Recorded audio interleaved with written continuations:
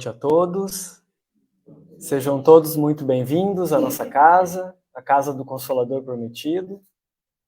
Sejam muito bem-vindos também os nossos irmãos que estão nos acompanhando ao vivo pelo Facebook, aqueles irmãos que vão nos acompanhar posteriormente, pois o nosso querido irmão Ney, ele edita as palestras, os diálogos, e insere no nosso canal do Consolador Prometido. Então, sintam-se todos muito bem-vindos, acolhidos na nossa casa, nessa casa de Jesus, nessa casa de amor, a casa do Consolador Prometido. Então, para começarmos os trabalhos dessa noite, eu gostaria de ler uma mensagem do livro Pai, Perdoa-lhes, de Carlos Bacelli, pelo irmão José.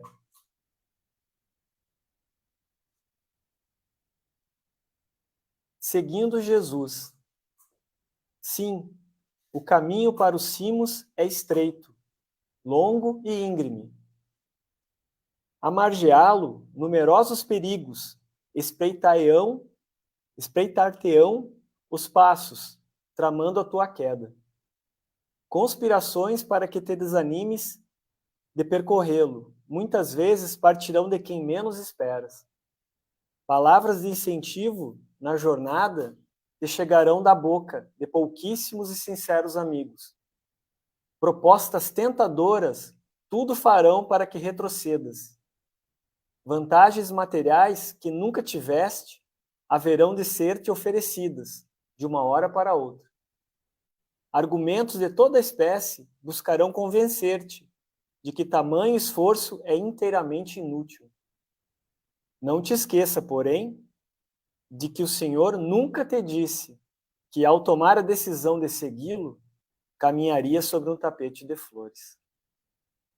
Com essa mensagem, então, mais que oportuna para o momento que estamos vivendo, da nossa evolução, tanto individual quanto planetária, eu convido os irmãos que assim o desejarem, para fechar os olhos físicos, não como uma forma ritual, mas como uma maneira de nos conectarmos com Deus, nosso Pai, de infinito amor e bondade, ao nosso querido Mestre amado Jesus, o governador do nosso orbe, aquele que é o nosso modelo, o nosso guia, enfim, o nosso irmão mais velho. A espiritualidade amiga, aos nossos mentores da casa, que com certeza encontram-se aqui conosco, nos amparando. E vamos agradecer a todos eles a oportunidade de estarmos aqui, novamente reunidos, com a casa lotada, com muitas pessoas encarnadas e desencarnados.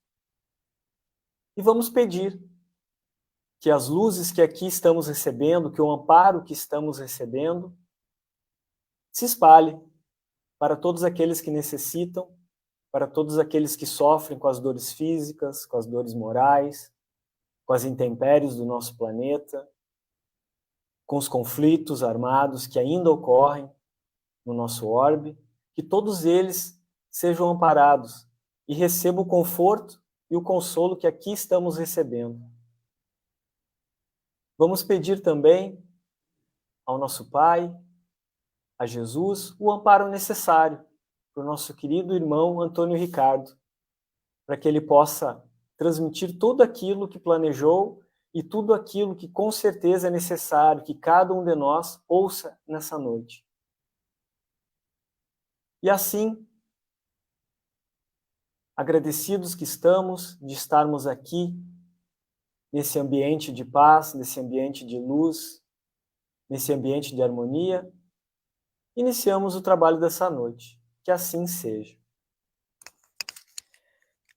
Então, de imediato, eu já gostaria de passar a palavra para o nosso querido irmão Antônio Ricardo,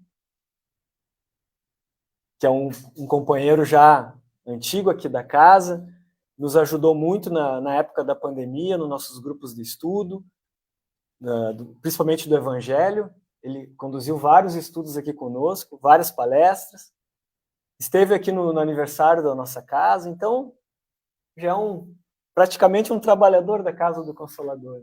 Então, contigo, meu irmão. Boa noite a todos. Aos que aqui estão presentes fisicamente, aos que estão a nos assistir, né, no conforto dos seus lares, e aqueles todos, que acredito até em maior número, que em espírito aqui estão, porque estamos nós refletindo, né, sobre a mensagem desse irmão mais velho, né, que nos precede e nos ampara e nos guia há tanto tempo. Quando tivemos aqui da outra vez, estava mais fácil, né? Eu falei bem pouquinho. Vocês escutaram um pouco de música, né? Hoje vocês vão ter que me aguentar um pouquinho mais. O tema Kardec, um apóstolo do Cristo, que eu sugeria ao Ney. O Ney, quando me convidou, teve a audácia de deixar livre o tema, né? Não me deu o tema. Então, é um tema que, para nós que estudamos Kardec, parece um tema bem comum, bem simples, bem atual. Mas vou começar com uma pergunta a todos, os que aqui estão e os que estão em casa, né? Quem é que já ouviu falar que Kardec é apóstolo do Cristo? Tá. Uma vizinha minha. Uma vizinha sua disse que é... Lá dos apartamentos lá, perto da Rede Vivo, lá que nós morávamos lá. Ela falou que ele era... Senhora de idade. Alguém mais já ouviu falar? Eu vou dizer que a grande maioria de vocês aqui já ouviu. Ou se não todos. Dos que aqui estão presentes, dos que estão em casa. Todos já ouviram. A questão é como nós ouvimos. Tenho dito no grupo de estudo que nós temos que ter um cuidado na hora das nossas leituras. Nós estamos acostumados a fazer uma leitura muito reta, muito rasa do Evangelho e de todas as obras da codificação. Isso não é uma crítica a ninguém. Estou nesse rolo também. Tenho só me cuidado um pouco de... Porque esta observação, esta afirmativa, está lá no Evangelho segundo o Espiritismo. Até acho que eu comentei no dia que nós tivemos aqui, esse último dia. No capítulo 6 do Evangelho, né, o Consolador Prometido, tem o item 6 até, o Espírito de Verdade, Paris, 1861. Onde começa assim: venho ensinar e consolar os pobres deserdados. Venho lhes dizer que elevem suas resignações à altura de suas provas. Que chorem, pois a dor foi consagrada no Jardim das Oliveiras, mas que esperem, pois os anjos consoladores virão enxugar suas lágrimas. Começa assim. Como o texto é um tanto quanto... não é grande, mas eu vou abreviar um pouquinho. Mais adiante ele vai dizer: como o vento varre a poeira, que o sopro dos espíritos elimine vossa inveja contra os ricos do mundo, que frequentemente são os mais miseráveis, pois suas provas são mais perigosas que a vossa. Estou convosco, e meu apóstolo vos esclarece. São palavras do Cristo. O Cristo é o Espírito da verdade, ou o Espírito de verdade, né? E é ele que diz que meu apóstolo está convosco. E aqui ele se refere a Kardec. Porque esse evangelho foi Kardec que compilou, com a ajuda dos espíritos. Mas muito... no momento que a gente estuda um pouco mais de Kardec, a gente vai ver que muito dele, Kardec, de entendimento dele, Kardec. Feita essa, assim, só para a gente notar, acredito que o Evangelho segundo o Espiritismo, a grande maioria aqui, se não todos, já leram. mesmo que seja aleatório, ao decorrer dos anos, o aleatório já fica repetitivo. O que tu leu hoje, amanhã a gente lê, e aí daqui uns dias lê de novo, né? E a gente vai entendendo diferente, né? A gente vai tendo uma nova interpretação daquilo que disse. A sua amiga que ele falou que ela tirou, se não daqui, é de entendimento da obra que é o Consolador Prometido, que é o Espiritismo, né? Ela falava sempre. Então, ou seja, ela já estava convicta disso. Isso já estava embasado nela. No decorrer da nossa existência, nós vamos buscando. Eu nem conhecia. Espiritismo. Ela então ela foi indo. Ia sempre, ela foi. Livro, ela me mostrava, leia, lia, caminho, emprestava. E é assim que a gente vai adquirindo. Emmanuel tem uma definição de apóstolo e discípulo. Discípulo. Aprendiz. É aquele que aprende. E apóstolo é quem ensina. Nesta definição, Emmanuel ele vai, está lá no livro Caminho, Verdade e Vida, ele vai desenvolver isso. Nessa pequena definição que eu fiz aqui, tendo base em Emmanuel, há momentos que nós somos discípulos, a maioria das vezes, mas há momentos que nós somos apóstolos. Porque nós ensinamos algo a alguém. A grande maioria aqui é pai, mãe, né? Tem alguém de responsabilidade sua. Vai ter que ensinar. Diminuídas as proporções, né? Nós somos apóstolos. Na questão aqui, no apostolado do Cristo, aí muda um pouquinho. Quando Cristo aqui chegou, manjedour, aquela história toda que nós conhecemos, lá pelos seus idos dos 30, ele começa a sua missão que ele aqui tinha vindo desempenhar. Ele convoca 12 apóstolos. Quem eram esses 12 apóstolos? Pescadores, trabalhadores, braçais, com poucas exceções. Mateus, por exemplo, era cobrador de impostos. Era alguém que conhecia as letras, falava mais de uma língua, tinha uma certa habilidade, ou muita habilidade na escrita, era alguém que tinha um certo conhecimento, né? Não diria que um grande conhecimento. Primeiro evangelista que vai escrever. Outro dia eu estava assistindo uma palestra do Haroldo e ele diz, né, que as datas que quando os evangelhos foram escritos, né, que anos 60, anos 70, anos 80, né, ele diz que tem um evangelho que está errado. Que a teologia errou. Porque quem lê Paulo e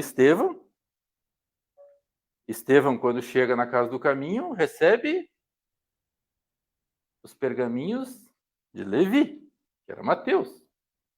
Isso é o século I ainda. Por isso fazia meia dúzia de dias que tinha morrido, como você diz, né? Então, entre a teologia e a sequência e a realidade, há uma discrepância. Então, a gente não pode muito assim, o primeiro evangelho, o segundo evangelho, o terceiro evangelho, como foi escrito? Isso porque precisam de documentos que provem isso tudo, né? Então, não é essa a discussão, mas Levi escrevia, ou Mateus, né? Escrevia literalmente, ele era o apóstolo, o evangelista ocular. Ele, boa parte dessas passagens, ele viu com os olhos físicos, né? Quem eram esses apóstolos que eu estava falando? Com exceção de Mateus e o próprio Judas, que era alguém que também tinha um certo conhecimento, ou bastante conhecimento. Os outros eram pescadores, trabalhavam com braçal, trabalhavam e divulgavam para povo que conhecia a unicidade do Pai. O que disse o Cristo?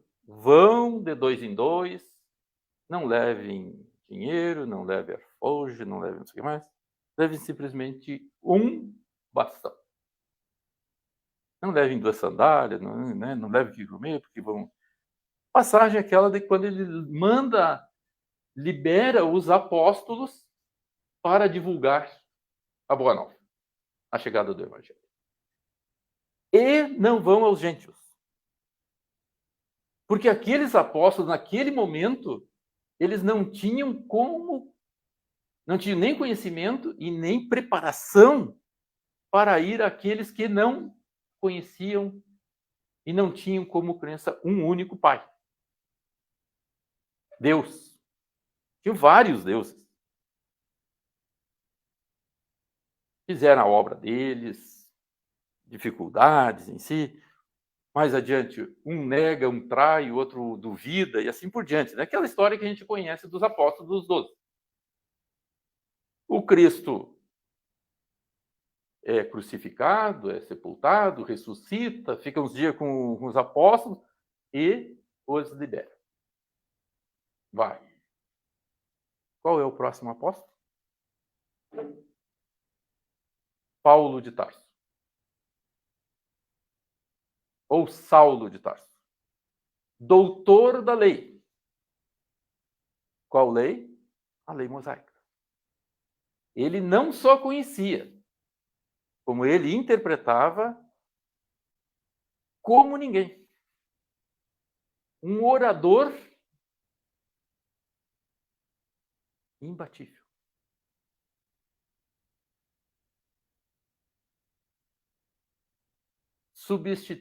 Vinha para substituir Gamaliel. Quem leu o livro Brasil, Coração do Mundo, do Pátria do Evangelho, vai ver que Gamaliel substituiu Eliú nos templos. Quem era Eliú? Quem leu o livro Brasil,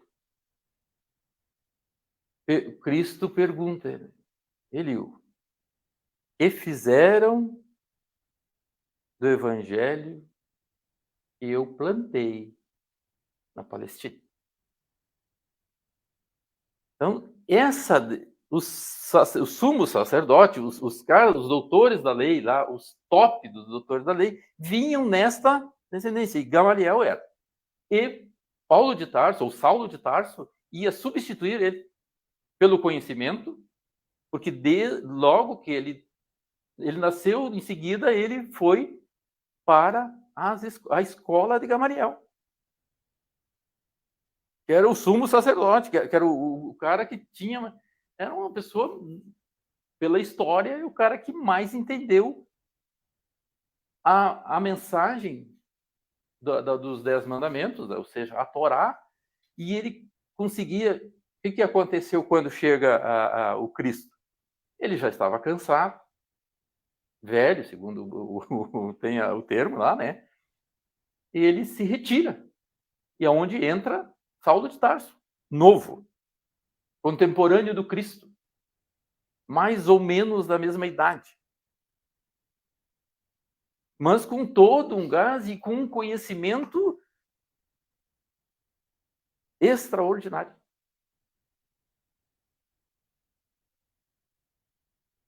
O que eu quero mostrar com isso? Que o apostolado é conforme a evolução.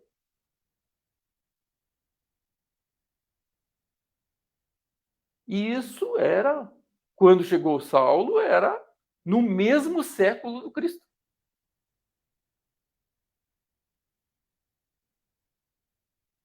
que fizemos nós? Saulo se torna Paulo, com todo aquele conhecimento, para levar o evangelho à gentilidade, ou seja, a nós outros que não conhecíamos nem Deus, mas o Cristo. Porque ele tinha argumento e tinha condições de argumentar com quem não conhecia. Por isso precisava de conhecimento. Num primeiro momento, os primeiros 12, era nós, espírita, tentando decifrar o livro dos médios, o livro dos espíritos, é nós entre nós mesmos. Mas a hora que chega alguém de fora, quem vai nos apresentar tem que ter um bom conhecimento. Ele não pode estar só no feijão com arroz. Ele não pode estar só na leitura rasa. Lemos e lemos e lemos e não entendemos o que estamos lendo. Nem lembramos o que estamos lendo. Quando nós chegamos no fim da leitura, não nos lembramos da primeira frase. Precisava de um Paulo. Que ele conseguia abranger todo o conhecimento. Todo o ensinamento. O que nós fizemos com tudo isso? Paulo, os 12 apóstolos, os evangelhos, cruzada, Inquisição, matemos, fizemos tudo o que não devia. Por quê? Por causa do orgulho, da vaidade. Eu sei. Aí vocês vão ter que fazer assim como eu sei. A interpretação é minha. Nasce Hippolyte de Leon aos 12 anos, porque nós conhecemos o codificador, que nasceu em Lyon, e não sei o que mais. Ele nasceu em Lyon. Ele era parisiense. Assim, aquelas coisas assim que às vezes a gente não entende, né? Por um motivo ou outro, lá tem seus motivos, né? A mãe dele vai para Lyon, ele ganha ele lá, mas viveu lá, eu acho que uns dias. Que nem o Cristo. O Cristo é nazareno, mas nasceu em Belém. Belém foi forças das circunstâncias, né? Então, o Kardec nasce lá, mais ou menos pelos 11 anos, 12, ele vai para... Agora não vou lembrar o nome da cidade da Suíça. Estudar com Pestalozzi.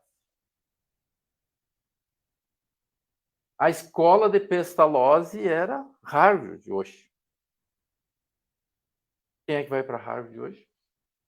Quem tem dinheiro, quem tem conhecimento. Tu tem que ter um bom estudo, mas tu tem que ter dinheiro, tu tem que ir para os Estados Unidos, tu tem que viver lá, tu tem que te manter lá.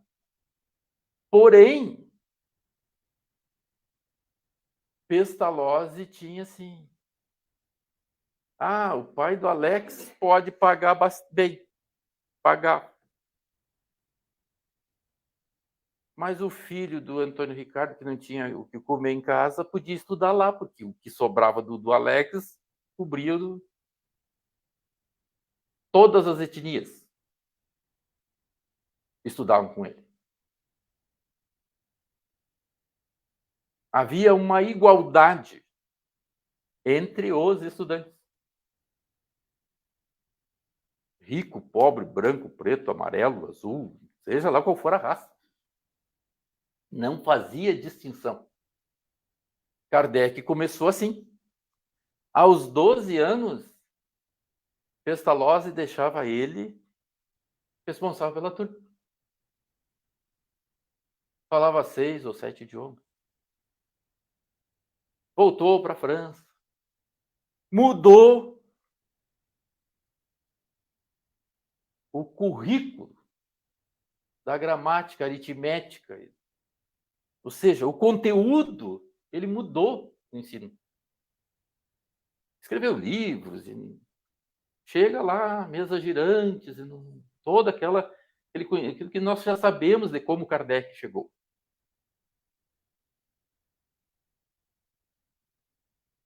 Em 12 anos, por aí, ele monta a codificação.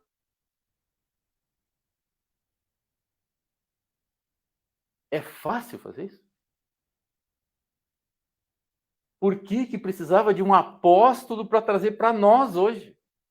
Se já tinha tido 13 antes.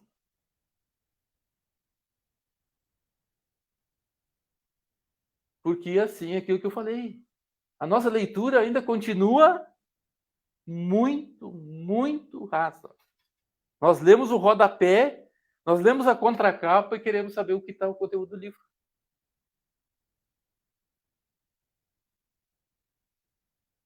Precisava de um espírito que resumisse, compilasse e deixasse assim mastigadinho. O primeiro livro, Livro dos Espíritos, 501 perguntas do primeiro livro. Aí dá todo aquele furdunço, queimo, fazem, acontece, né? Kardec dá umas pinceladas nele, bastante. Segunda edição, 1018. Tem perguntas que foram modificadas e tem respostas que foram modificadas.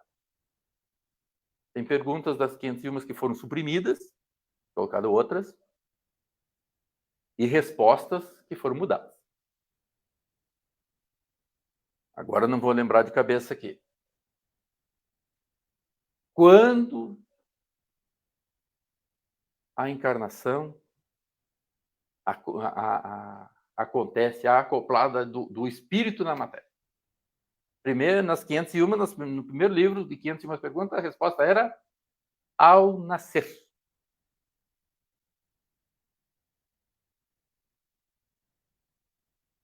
Kardec fez sessão espírita lá, evocou o espírito, mudou a resposta. Na concepção. No mínimo 9 meses antes.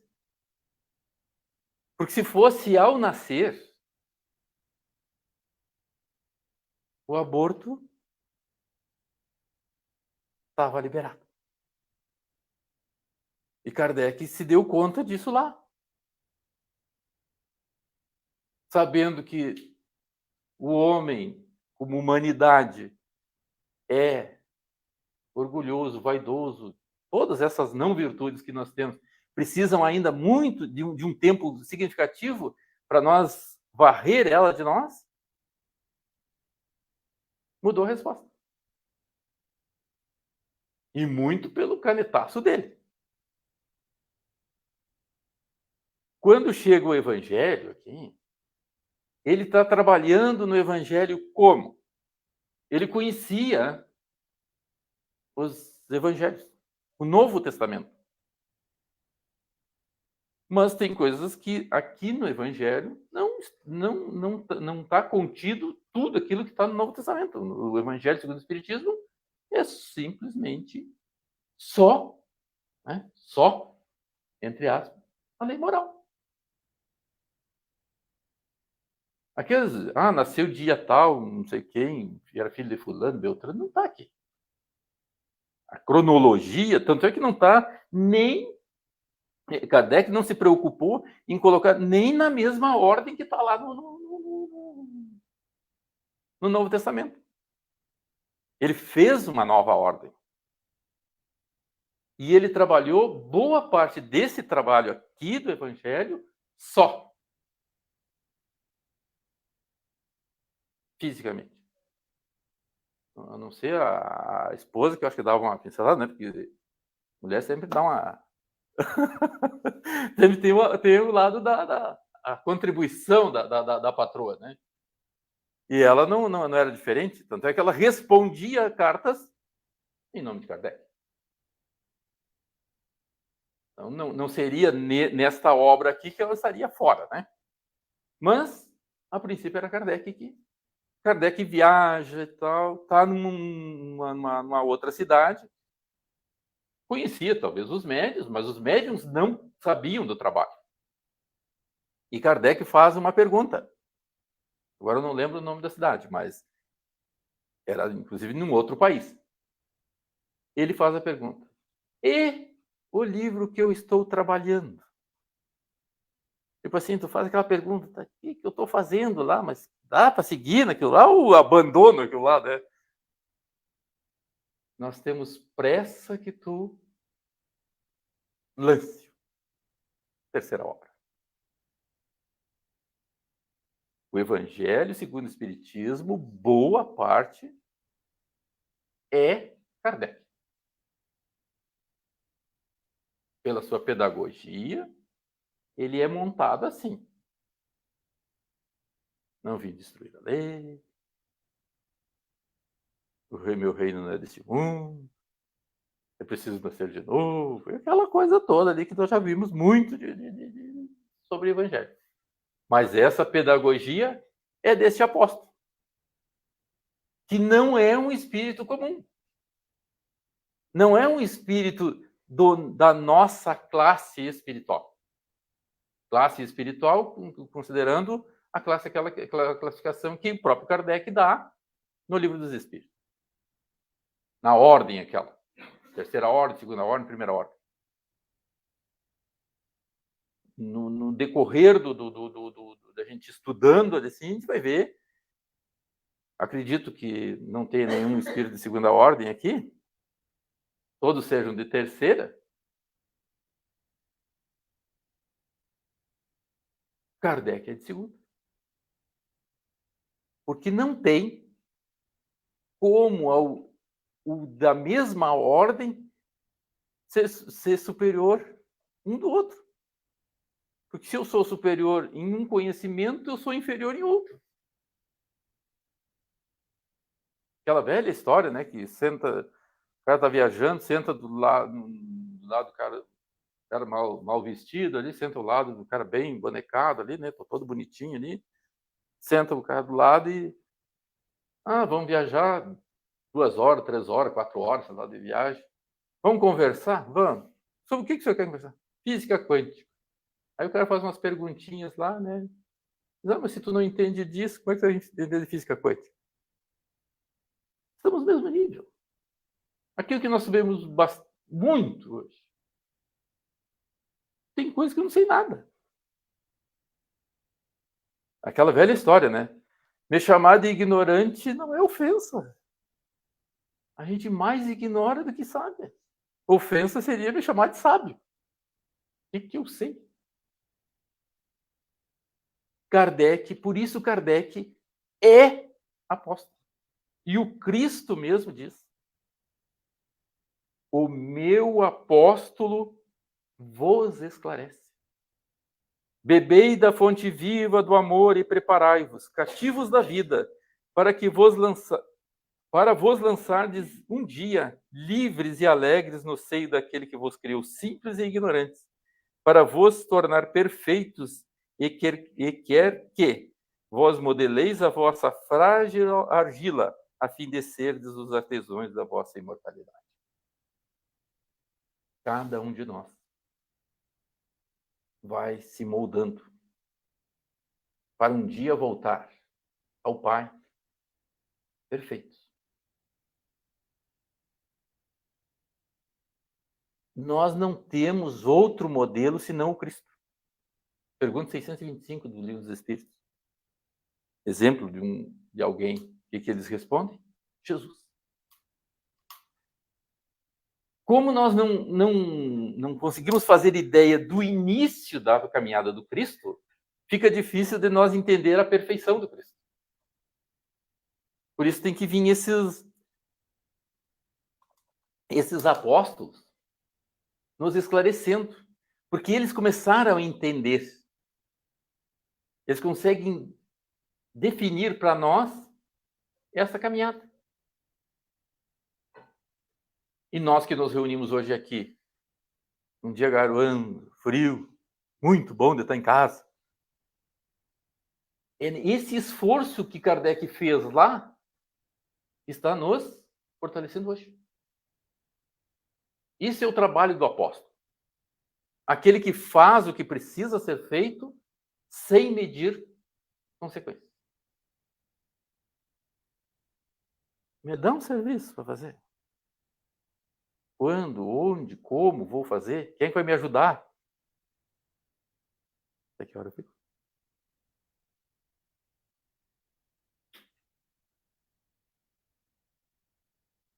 Para ter uma ideia, nasce o Cristo. Apresenta-se o Cristo no 8º dia. Naquela noite, vem o anjo e diz a José: pega a mulher e o filho e foge para o Egito. Era noite naquele deserto. E nós sabemos que uma noite no deserto, embora seja um calor significativo durante o dia, a diferença térmica do dia para a noite é enorme. É frio. Não é narrado que José tenha perguntado quando, como, de que jeito eu vou, quem é que vai me acompanhar. Ele levantou e foi. Não era um espírito de terceira ordem. Não podia ser. Porque se fosse, tinha brigado para ficar. O dia que ele se resolvesse a sair, Herodes já tinha mandado matar o Cristo.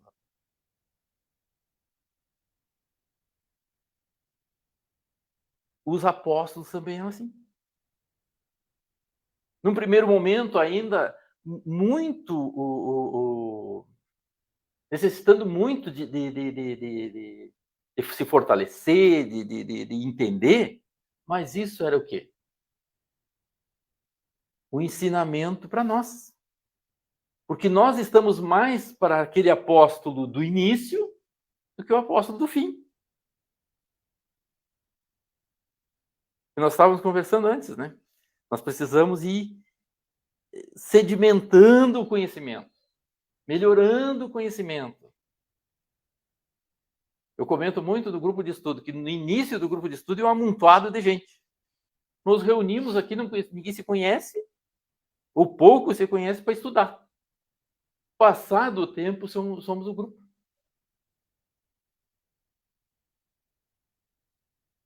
Estamos sentados aqui assim, entro lá na porta e o fulano vem mal hoje, vem bem, tá bem, fulano não tá bem. É grupo, porque aí eu te conheço. E é assim que nós vamos indo sedimentando esse conhecimento do Cristo. Amar o próximo como a nós mesmos. A Deus sobre todas as coisas e o próximo como a nós mesmos. Nós não entendemos isso ainda. Porque o nosso amor todo ele é possessivo. Tudo é meu. E o amor do Cristo não era assim. Todos são meus irmãos. Ele não disse, fulano é meu irmão, porque assim tá bem e tal, não sei o quê. Beltrano não. Tem uma mensagem de Emmanuel que fala que na chegada do Cristo em Jerusalém, a cidade sagrada, os enfermos eram jogados no Vale dos Imundos. Logo ali adiante, Sidom furavam os olhos dos escravos que era para não fugir.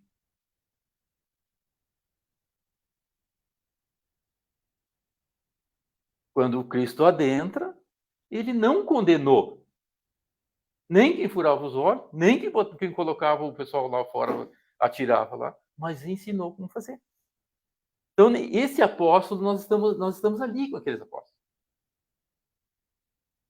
Duvidando, entendendo, mas para que isso? Mas por que fulano? Por quê? Mas o Beltrano está precisando. Nós vamos selecionando assim. No decorrer do tempo, quando o Cristo sai de cena, Pedro toca a casa do caminho.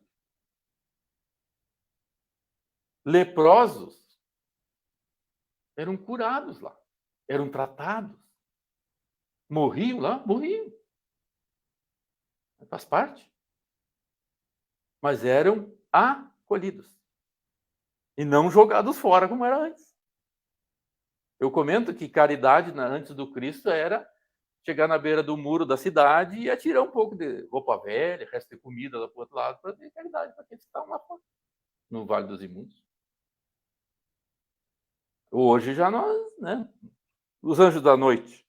O Alex comenta muito, né? O anjo da noite chega lá e tem muitos daqueles que recebem, que estão sendo atendidos ali, que nem querem comida. Querem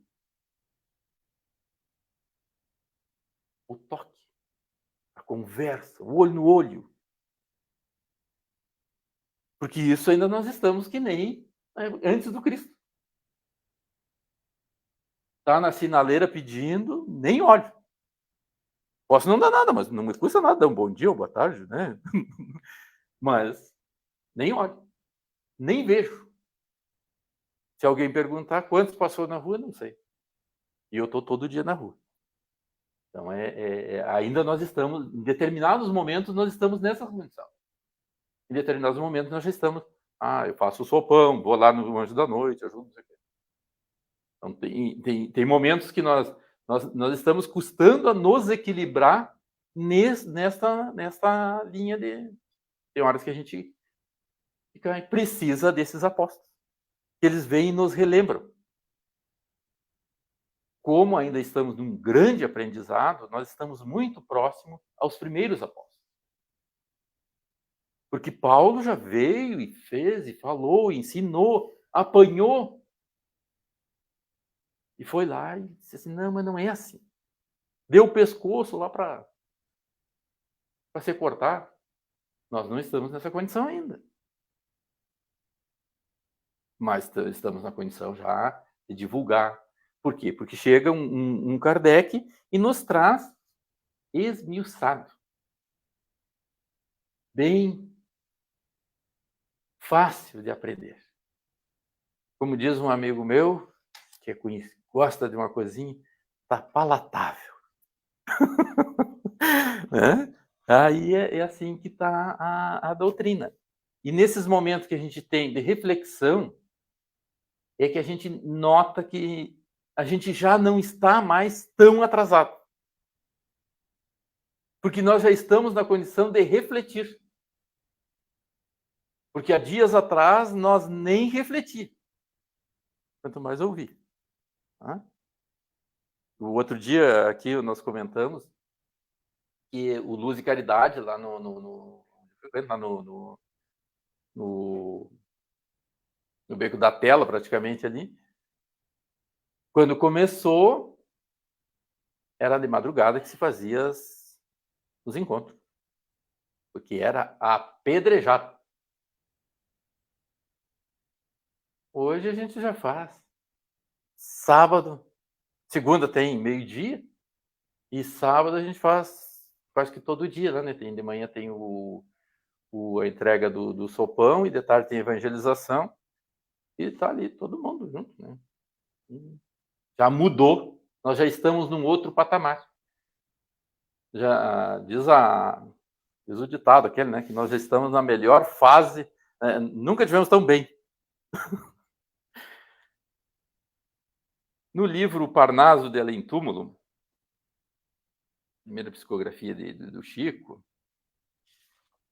tem Abel Gomes, escritor, poeta e professor, nascido em Minas Gerais, a 30 de dezembro de 1877, e falecido a 16 de agosto de 1934. Espírito dinâmico, posto de fisicamente inválido, deixou alguns livros inéditos, dos quais 2 já editados pela Federação, além de copiosa obra espaço. Essa é a apresentação do homem. Ele deixou uma poesia no livro Parnaso. Temos Jesus. Desaba o velho mundo em treva densa, e a guerra, como lobo carniceiro, ameaça a verdade e humilha a crença, nas torturas de um novo cativeiro. Mas vós, no turbilhão da sombra imensa, tendes convosco o excelso companheiro, que ama o trabalho e esquece a recompensa, no serviço do bem ao mundo inteiro. Eis que a terra tem crimes e tiranos, ambições, desvarios, desenganos, asperezas dos homens da caverna. Mas vós tendes Jesus em cada dia. Trabalhemos na dor ou na alegria, na conquista de luz da vida eterna. Isso nos coloca Kardec.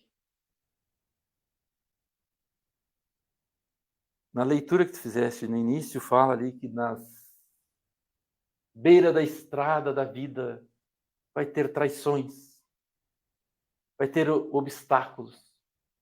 E Kardec, na sua trajetória, na sua obra, foi traído, foi enganado por aqueles mais próximos. Aqueles com que ele caminhava e confiava e confidenciava muito das suas dificuldades. Porém, ele seguiu. Jamais se lamentou, porque ele era um apóstolo. Sigamos perseverantes nesse caminho que esse apóstolo nos deixou. E que essa doutrina, que esse Consolador prometido, seja para nós a estrada que tenhamos nós que desempenhar. E vamos ter aquelas dificuldades, aqueles entraves, isso com certeza vamos, porque faz parte da caminhada. Vivemos num mundo de provas e expiações, aonde o mal predomina. Então nós temos uma caminhada longa. Mas sejamos nós colaboradores desse apóstolo, na divulgação e, acima de tudo, na execução do bem. Muito obrigado. Obrigado pela paciência e pelo tempo de me ouvir. Jesus os abençoe e que Kardec seja sempre nosso baluarte, né, da doutrina. Muito obrigado. Nós é que agradecemos, Antônio, pela tua presença, pela tua disponibilidade de sempre pronto para o trabalho, né? Ney chama, tu já está aqui, então muito obrigado. É uma figura, Ney é o culpado disso tudo é o Ney, tá? Não, Ney que me escala aí, convocou nós esses dias para o aniversário, né? Que tem o grupo e tal, e depois ele me passou. Pode dia 9, assim, eu tenho um grupo de estudo nesse horário, né? Lá, hoje eu faltei. O outro dia a gente veio quase que o grupo inteiro, né? Teve 13 do nosso grupo aqui.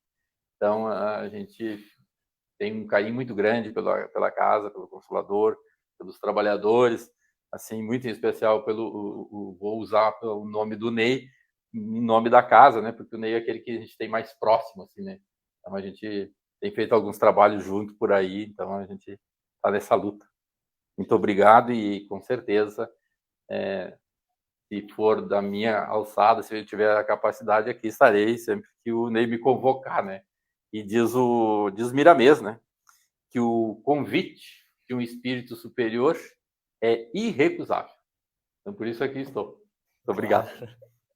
Não, muito obrigado, Antônio. Valeu mesmo pela presença, pela parceria de sempre, pela mensagem que tu trouxeste para nós hoje, e que todos nós que estivemos aqui possamos usar o Evangelho, possamos usar o trabalho de Kardec para trilharmos o nosso caminho, usarmos a codificação como a nossa bengala, não como uma bengala, mas que a gente possa utilizar ela para o nosso crescimento, que a gente use o trabalho que ele fez, o sacrifício que ele fez, não só por nós, mas por ele também, para nos melhorarmos e que possamos seguir essa trilha de discípulos até que um dia possamos ser apóstolos.